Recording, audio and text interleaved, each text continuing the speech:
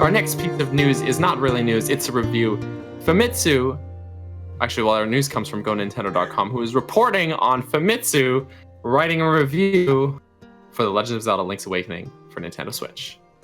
So it's not out yet. It's not out for another 9 days, but Famitsu published its review of the game, which was a 35 out of 40. And Famitsu does not give out perfect scores very often, so just in that, being in that range is good. Famitsu like has done like 10 like perfect scores ever, I think, something like that. It's like very minuscule. Excuse me, pardon me. Well, what the thing says first, oh, there's several reviewers too. First reviewer says, the diorama-styled graphics and comical movements match well with the world settings unique to this game, which also has appearances of many guests from other titles, you know, like the Chain Chomp and all that. There are a few explanations and hints if you have grown familiar with very polite games of recent times. I wonder if that's a weird translation thing. This game is polite. Maybe they mean like polite, easy. Yeah, there is an asterisk, polite, beginner friendly. Okay. Of recent times, some of the puzzles may be difficult to understand. However, the fun of getting through things, such as defeating strong enemies or using items in your possession to solve puzzles in a Zelda game. After all, in the panel dungeon, you can not only pick up on themes, but also freely create your own, which is good. The panel dungeon is the chamber dungeon, right? Yeah, but in Japan. Second reviewer says, while remaking the original work, well, again, politely, while remaking the original work politely, they are also matching the current era as it becomes easier to play and leaves a good impression. The cute graphics that feel like figurines are also nice. The characteristics not in other Zelda series, such as the story that has a unique taste and the appearance of characters from Nintendo's other. No, this is a very similar review. They wrote very similar reviews. Just like, copy my home. Can I copy your homework? Yeah, just change some things around so no one will notice. The characteristics not in other Zelda series, such as the story that has unique taste and the appearance of characters from Nintendo's other titles, are appeals that do not fade even now. The new feature panel dungeon, which is the chamber dungeon, gives rewards when you clear them, and creating dungeons in accordance with the theme is also fun. Third reviewer said, do I have to read all of these? I'm not going to read all of these. Anyways, you get the gist, guys. It's good game, because that's what I'm saying. It's a good video game. Is good. I don't. Super chat. Yeah, I was about to say I didn't want to interrupt, but we have a super chat. Oh, it's from RPG. My man.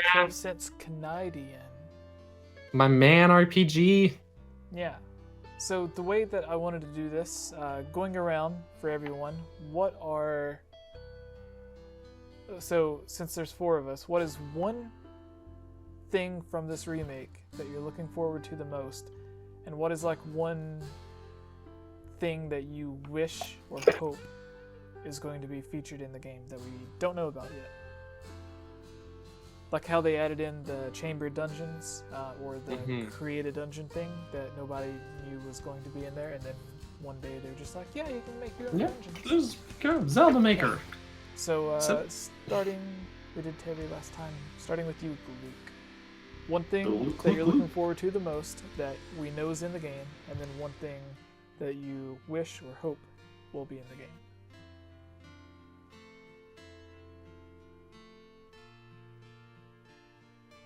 Luke. Take us away, Luke. He's a my internet keeps cutting, so take us away, Luke. No, I said we're each going to give one thing that we're looking forward to the most in Link's Awakening, and then one thing that we hope or wish will be in the game, like multiplayer or something. Okay. Well, I am excited to experience it. I've never played the game before, so it's an entirely new experience for me, so I'm excited to play. It's essentially a new game for me, so it'll be pretty good. One thing I'm not excited about for it? Is that what you asked? No, one thing that we know is going to be in the game that you are the most excited about, and then one thing that you hope or wish will be in the game. Oh, well, I hope that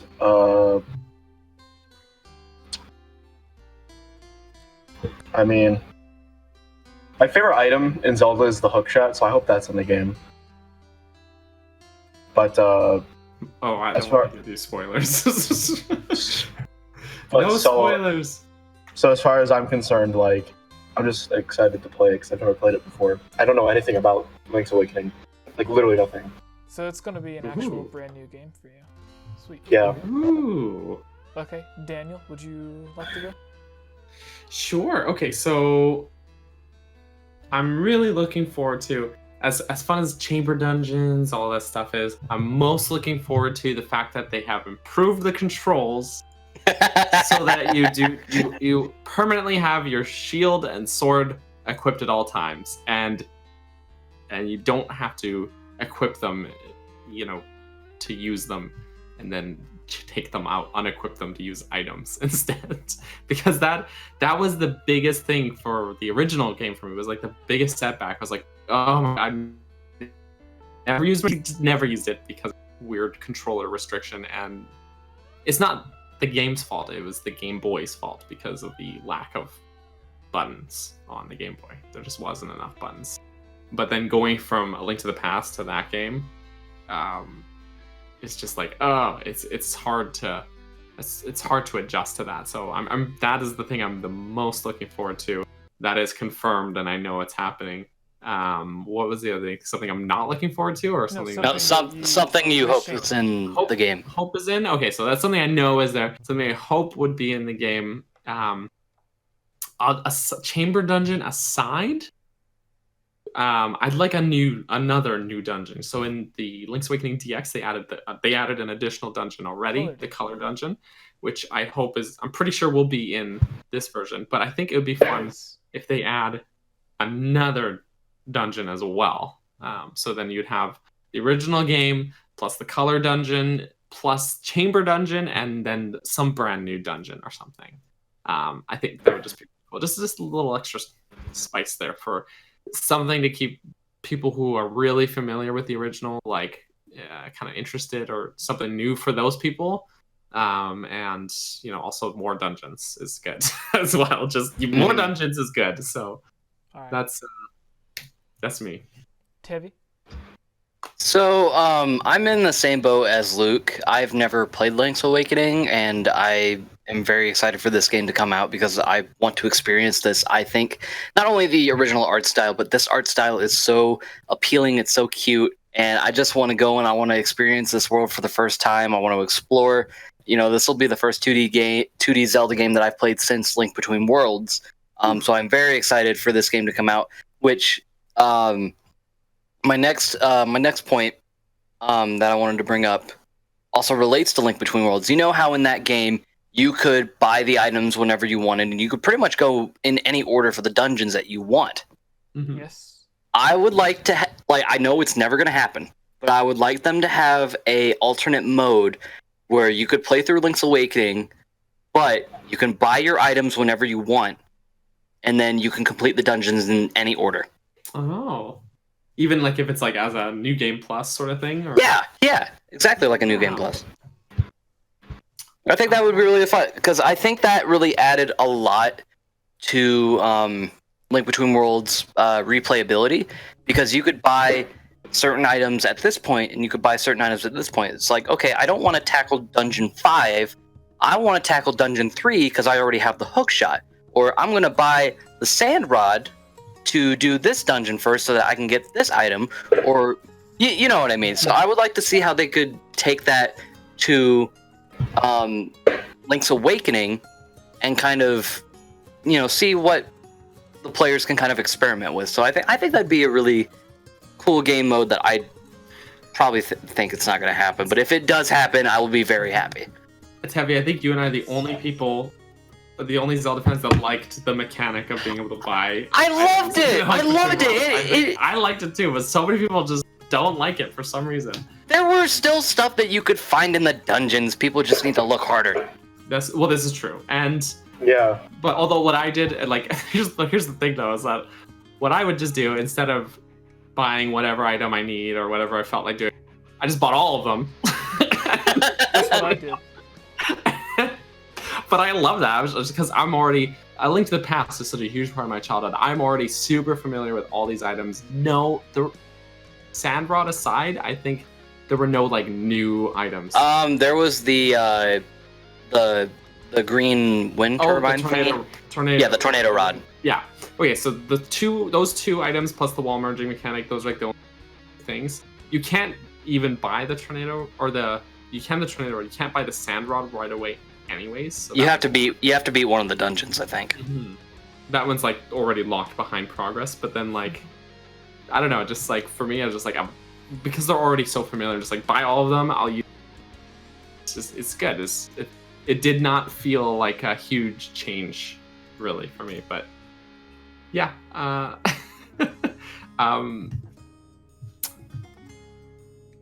It's yeah, that's all I gotta say about that. Sorry. I just like totally just jumped in there, but I'm just happy to hear that someone doesn't hate that mechanic. I don't hate it either. I think it's a really good mechanic for Link Between Worlds. I think it had a really good mix of freedom of choice and still being like a true Zelda. Mm-hmm. Yeah. Yay! So Jesse, what's next? Yeah, I would go with the thing that I'm looking forward to the most is just the fact that it has all of the controls are like standardized, I guess is the best way to say it. They have like before you'd have to have sword as a button, shield as a button, arrow as a button, or whatever. But now it's like the shield is just automatically held, so that doesn't take up any buttons. Sword is going to be permanently on a button, and then the rest of the buttons are going to be treated as like traditional item buttons. And then,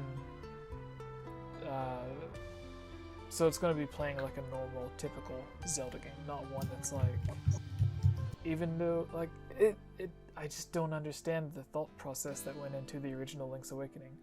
Like, the original Zelda games had 2 buttons, like Zelda 1 and Zelda 2 had 2 buttons, but it's like you still, like, he automatically held his shield. Why, if you only have 2 buttons, why would you restrict yourself even more to be like, you can have a shield or this other item? Why not just make it automatic?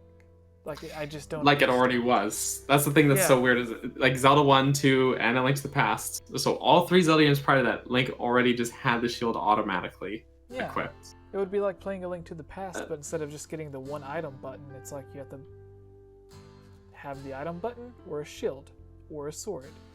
Like, it just doesn't make any sense. So I'm looking forward to like the more standardized controls. And the thing that I'm looking forward to the most, that I'm hoping for, is either some sort of multiplayer or DLC of some kind. Like Phantom Hourglass, I think Phantom Hourglass, and Spirit Tracks as well. One of the 2 games, like, it's a normal, typical one-player Zelda game, but they had some form of multiplayer in them. Yes, both of them had it. Where you had to just like go and collect force gems faster than the other person. I specifically remember there was a class I took in high school, and I had the game. I think it was my last year of high school. I had Spirit Track. A friend of mine, instead of doing work, we would just play 2-player on that all the time. It was pretty terrible, actually. But DS download play is great, and Nintendo should bring that idea back for multiplayer games. So. I think 3DS, Luigi's Mansion, Dark Moon, and then Mario Kart had that. So if they did that with Switch games, that would be really cool. I think Mario Kart had it. I think Dark Moon had it. I think, correct me if I'm wrong on this one, but I think the Luigi's Mansion remake that they had on 3DS, I think that also had it. I'm not entirely sure though. I'm not sure, but I mean, like, Switch games it would be great for Switch games to have it. Like, yeah. For just not every Switch game needs to have it, but games like Smash and Mario Kart, if you could just go and download play because those are designed to be multiplayer games. And if you've got, especially with the Switch Lite coming, that just feels like, you know, you won't always be able to just, I don't know. It would feel really right for that kind of thing. So Yeah. but I digress. That's a feature on the hardware and not the feature of Link's Awakening. So All right, so we Just can go to derailing everything. Mailbag now. I don't think we have Yes. any reviews to name off because we haven't had a podcast in a while. So we can just True. go to mailbag. We'll each do one question each. Mm-hmm. So everyone, if you're watching live, this is your chance to have your question answered. So if you have one, queue it up. If you have someone specific that you would like to answer it, like Luke, or Tevi, or Daniel, or me, if you put our name on there, it might grab our attention. So there's that. So I guess, do you want to do the intro for the mailbag, Daniel? And this is the last segment, by the way, because we were meant to have a short podcast, but we're going to be trying to come back Sunday for a full podcast with everything. Yes. But this one was supposed to start at 10, and then it didn't start till like 11 because I was having mic issues. Because instead of using the Blue Yeti, I'm trying out my my nipple mics. Mm-hmm. Yeah. Yes. So do you want to do the mailbag intro? That's again? how